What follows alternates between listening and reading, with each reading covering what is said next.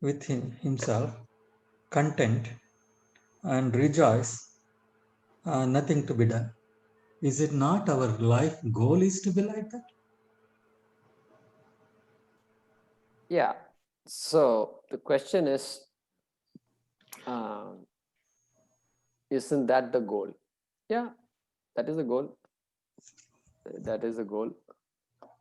But then when you say it is the goal, we are constantly, but we are also recognizing that this artha and kama, which is also a goal, right? Security and pleasure. These are the two main things. Dharma is given. All of us follow dharma, so not a problem. So this artha and kama, they are never permanent. It only takes one event for me to become insecure. Correct? Yes. Therefore, nobody can say, I have satisfied my goals. Maybe a few lucky people are there and I've got this thing. Because these are time bound. This Artha and Kama are time bound, Rameshji. There is nobody, you can never be completely secure. Correct? You can Yes. you can lead a life and get whatever it takes to lead a secure life. But security is in the eye of the beholder. And any moment I can become insecure. Correct? Yes. Because security depends on so many things. My security depends on so many things. And so many things, when you say, where is the guarantee that those things will be there? Guarantee. So that struggle is called samsara. This is what I've been talking. This becoming, life of becoming. Life of becoming. So yes, our goal is that. Whether we understand the goal or don't understand the goal, that is the goal. Correct? Because all of Yes. us want to be happy, all of us want to be secure. But the Shastram says this depending on the security that you get depending on something else is not real security. That security is temporary. It's just a feeling of security. And Shastram says Atma is already secure. You are already secure. Atma is imperishable. Atma, you are Atma. You are not the body. You are confusing between Atma and body. Like that the Shastram is saying. Correct? Yes. Body is perishable. Body can go anytime.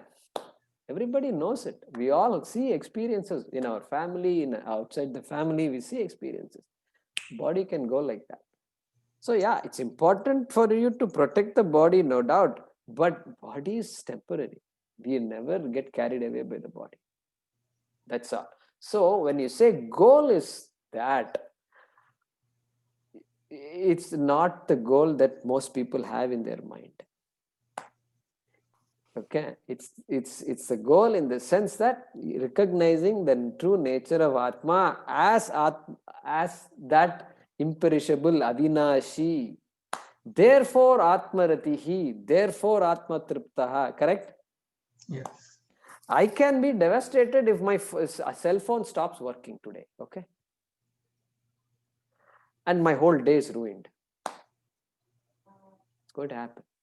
There is no end to this, Rameshji, because my idea is that I am dependent on so many things. But do I know that I am Avinashi? I am what was told in the second chapter. Do I know that? I am full, I am Purnaha. Do I know that? We are not talking about some vague idea, and we are not talking about something that we must believe. We are talking about something Shastram says. And so that is the vision. Correct? Yeah. And that is what we are after. Yeah, makes sense, Rameshji? Yes, sir. Yeah. Thank you. Thank you. Okay. Go ahead, Girishji. Namaste. See, nowadays, majority of the people believe that work is workmanship. I am doing my duty. I am not hurting anyone. So I don't have time for prayers and all these rituals and things of that sort, all customary things. This, this is what I believe that majority of the people lead a life of this by justifying that I'm doing my duty. I'm not hurting anyone, and that's so no time for all this. So how do we actually explain this and bring them to the path, right path? And who said it is your job to bring them to the right path? No, no, no, no. At least we believe that we are in the right path. So we want more people to come into this path. Right? Whether it is our own children, relatives, whoever it is. No, it's everybody has to sort their lives out. All of us did that, and so things will happen in its own time. And so, tell me, suppose we take a poll of all parents, and they wanted their children to be this, that, A, B, C, D, etc. How do you think that poll will turn out? Did your children become exactly what you want them to be? What do you think will be the answer, Girish? Yeah, may not be. Children, the children who are in your complete control from day one, I'm talking about. You are talking about others. Others means surround neighbors, this, Okay. that, friends, colleagues, this and I'm talking about your Our children. own family. Okay. Won't work. Very clear it won't work. So Swamiji used to say,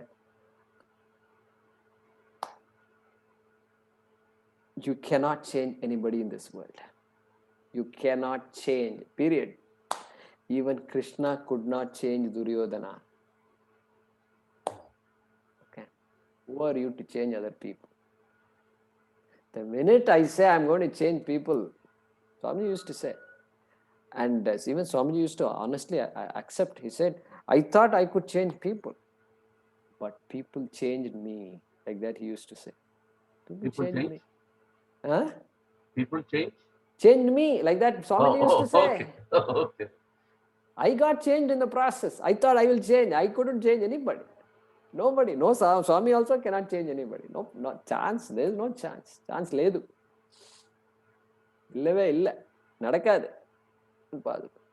So what you can do is this. You can be who you want to be, and you do what you have to do.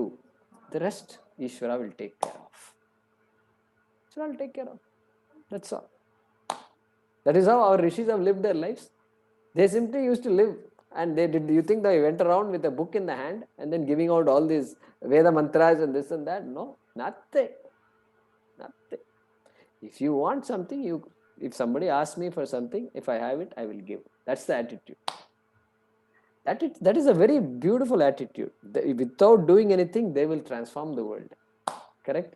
Yeah. Without that, so it's very ironic. The person who wants to change the world really will not do anything. Can't do anything. He will come back frustrated.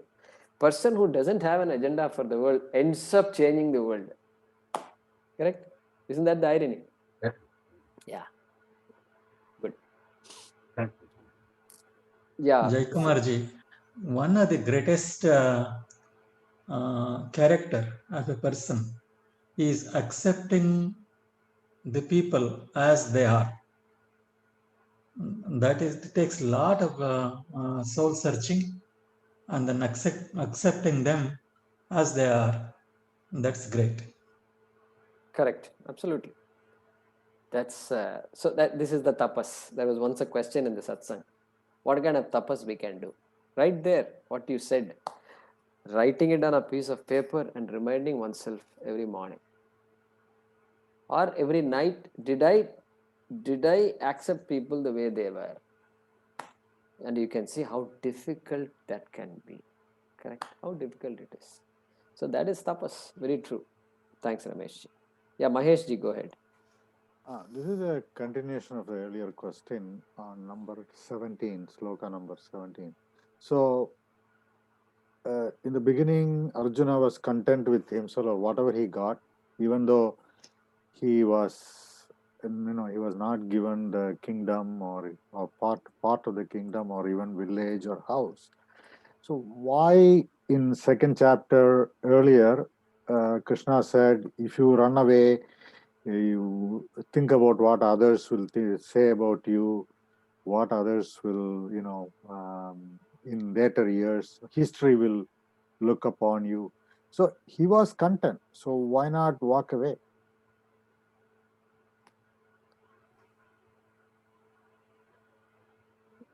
Yeah, I mean, he was content. If you say, how do you know he was content? No, he What was makes you? ready to walk out. Like he said, okay, I don't want to kill my own cousins or my teachers or my grandparents. I don't get kingdom. I don't get a village. I don't get 5 houses. It's okay. Yeah. So see, if he was content, that is how it looks to us. Being ready for something doesn't mean we are contented. Okay, they're two different things. I may do a lot of things.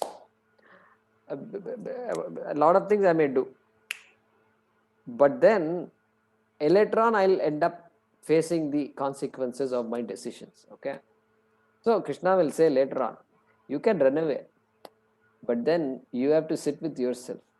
You are a Kshatriya. Your job, you will get up in the morning and you'll look for your weapons. And that is not the job of a sannyasi, is to look for weapons. So that idea is there. And so that person is a Raja Pradhana, Sattva Guna, Upasarjana. Means that person is a Kshatriya. That definition of Kshatriya is that. And so he can say, I can run away.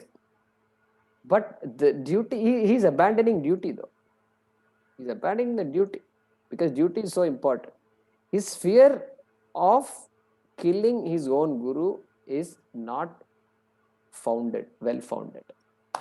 It's not on strong ground, first of all, even by the argument of dharma. That is the thing. So he may be happy. He may be happy. Okay, I agree with your argument. He can be happy. We can take that also. But because he doesn't say dharma in number 17, right? I mean, it was looking at that sloka alone. If somebody is happy, he has no action. No, somebody is happy, he has no action. Is not, that is not literally, you can't take like that. Atmaratihi, because of knowing that, so nobody can be Atmarati without knowing that Atma is complete. Understand that. Without that knowledge, there is no Atmarati. Just a sense that I am happy most of the time is not enough. That is not what is being talked about here. Yeah, that's why he said in the 3rd chapter, first one, you just taught us everything about Atma. Now again, you ask me to fight. Because why can't I just go to I don't know, Jnana Yoga?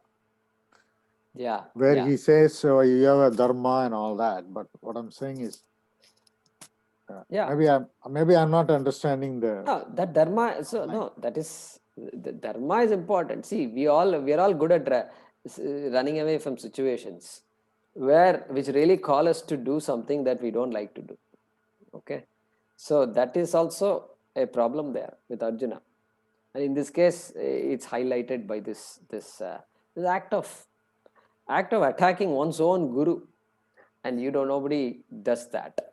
That is hard to imagine. And so that when that kind of a situation, when a call to duty is call to action is pitted against relationships, then there is a problem. Then only there is a problem. He doesn't have a problem killing anybody, going to war. He has a problem only with 2 or 3 people. Correct? That is the problem. And then suddenly all this sannyasa and all becomes very attractive to him. So we don't know if he is really happy about all this or whether he is escaping from a situation. Yeah. Yeah. Any other questions? Actually, if Arjuna was happy, he would not have made the statement of Karpanya dosha. True, very true. It's a Karpanya dosha. He was really happy. He would have said, the time has come, and he may have lectured to Krishna, right? Because he knows what it is all. So yeah, I don't think we can make a statement that Arjuna was happy. But that was Karpanya dosha was before the 2nd chapter. The teaching was done, right? The Atma and all that. Yes, exactly. So he's learned some.